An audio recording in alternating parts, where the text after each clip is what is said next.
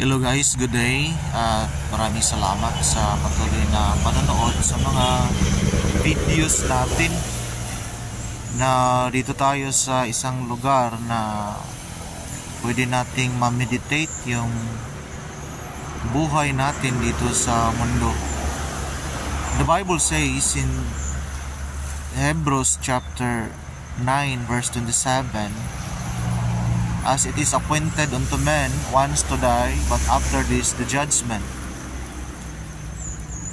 Ito talagang buhay natin dito sa mundo ay hindi natin alam kung hanggang kailan lang tayo.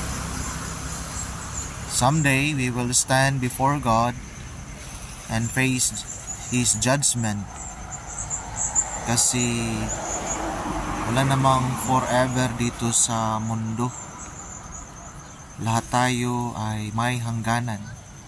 And one day, God will bring us into judgment kung ano yung mga nagawa natin dito sa mundo habang buhay pa tayo, ay i-judge po tayo ng Panginoon. Kaya habang buhay, kailangan nating makaprepare bago tayo po mamatay.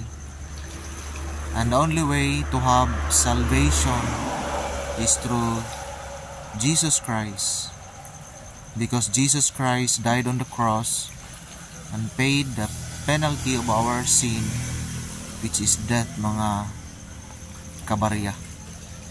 Jesus died for all, so that whosoever who believes in Him will be saved. Kaya kailangan nating tanggapin si Jesus Christ bilang personal na tagapagligtas po ng ating buhay. Yan lang po. Maraming salamat.